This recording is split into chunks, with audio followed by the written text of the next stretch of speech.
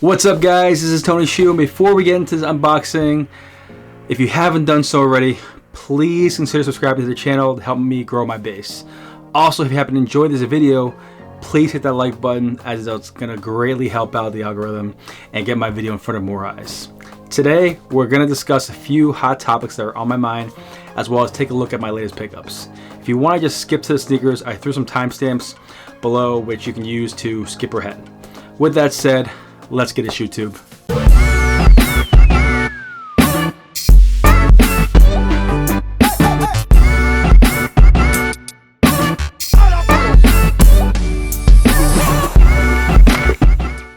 Let's talk sneakers. Is there anyone out there who's just having a grand old time on Sneakers app these days? I'm not gonna act like I never hit, because obviously occasionally I do, but I was able to finally get access last week on Jordan's birthday. Normally this year so far, Saturday drops, nothing.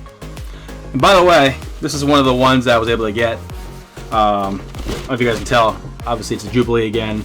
Already got them back in December, but since I traded those away, I figured I might as well get another pair.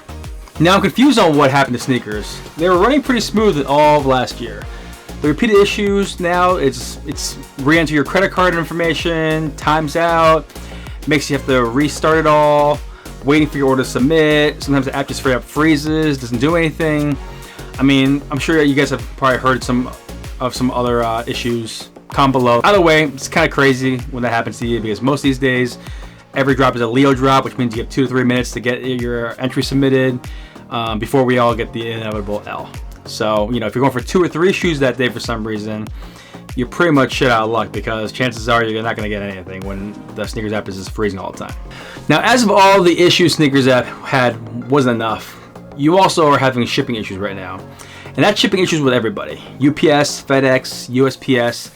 I've had delays with all of them. Most recently, I had packages that came in as soon as 5 days, but also as long as 14 days.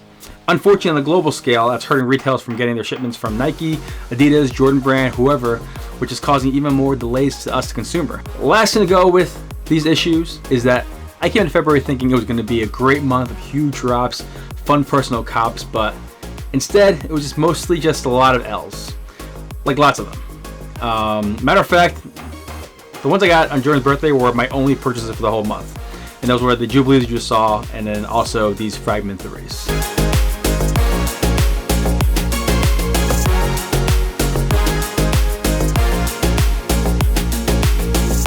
Now let's look at the Fragment 3s. You guys have all seen plenty of info about the sneaker, but let's take a quick look.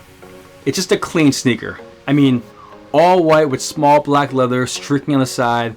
This can literally be worn with any fit. Only thing I'm unsure about is how they incorporated the icy heel tap, which is known to yellow quick. So we'll see about this one. Now clearly you guys can tell that these shoes have been sitting since the original drop, because you see how much it's yellowed. That icy heel, the biggest complaint about these Fragment 3s is that the icy heel yellows very quickly. These have clearly been sitting in the box this whole entire time at Nike, because fresh out of the box, first time I opened up the box, it's already incredibly yellow, which I'm not sure if this is something that I want to try to fix myself. Throw some of that sole restore to make sure that the icy heel becomes icy again, or just leave it as is and sell it or trade it or whatever. Not sure if this is going to be a keep for me, honestly. This shoe itself is beautiful, looks great, but can't say that I'm not disappointed by the quality control here. You know what? That's a lot of complaining. I got a lot off my chest. What do you guys think of the issues with sneakers right now? Am I the only one having all these issues? I know some of you must be kind of pissed off about this, but then again, I saw some people online that have gotten tons of shoes this month. Let me know, comment below. My pickup of the month is in this box. And if you already know, you know how happy I am to pair this up with the reverse bred that came up last year. Here it is, guys, the Air Jordan 1 85 in neutral gray. These sneakers are the second iteration of the 85 Jordan 1 Silhouette Retro. Last year we got the new colorway in reverse bred, and this year they brought us one of the most famous of the OG colorways. Biggest differences of the sneakers beyond the obvious of the colorway is that last year's came with individual dust bags with numbered individual pairs for the limited 23,000.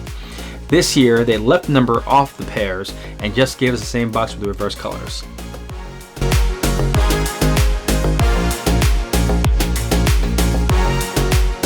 The Jordan 1 85 silhouette compared to the everyday Jordan 1 High OG of today has some slight differences as well.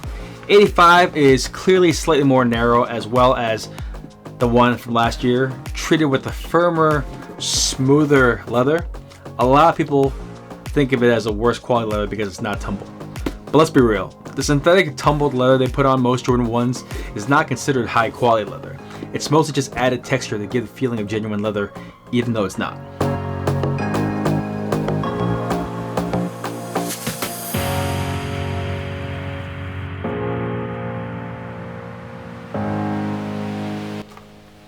Now, if you take a look at the actual Jordan 1 85 neutral, there's a few differences with the reverse bred from last year. One thing you'll see is that here on the lateral side with the swoosh is a suede, whereas last year's version is just pure leather, as well as the ankle over here is also suede, so all the gray parts of it are all suede. The actual sneaker itself, for the majority, is just plain white, which is a throwback to the original OG colorway. This is probably one of the more iconic OG colorways from 85. Now, when you look at the actual insole itself, another big thing with the insole is that the insole is much thicker than the normal insoles. Look how thick that puppy is. A lot of padding in there. They also give you the little 85 OG sticker on the insole. Tells a little bit about the actual product itself, date, gives you the model code, mold, size, color, date it was made, everything on this actual insole, which is pretty cool. All right, guys, let's get it on foot.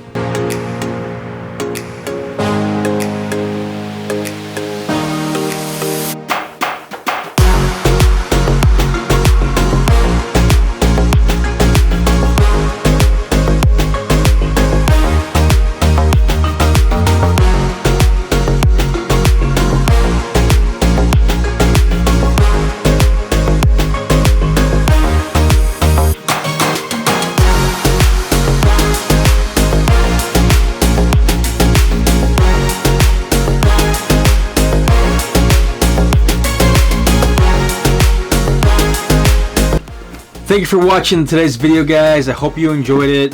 What do you guys think of this? What do you guys think of the 85 neutral gray sneaker? What do you think of the actual silhouette itself? I know it's a little bit more narrow than the regular one, and it seems like it's a little bit higher on the actual ankle, but I mean, me personally, I think it's a beautiful sneaker. I think the Jordan 1, you really can't mess up. They have about 1 million colorways. The neutral gray, you'll love to see it come back. It's a real classic colorway. Pretty much goes with anything, I think. Much easier to wear, I think, than the reverse bred. I don't know. What's your favorite? Reverse bred? Neutral gray? Let me know. Comment below. Guys, again, if you like the content, please hit that like button. It goes a long way. If you haven't already and you want to see more videos, please consider subscribing. Really appreciate you guys taking the time to watch. Until next time, see you guys.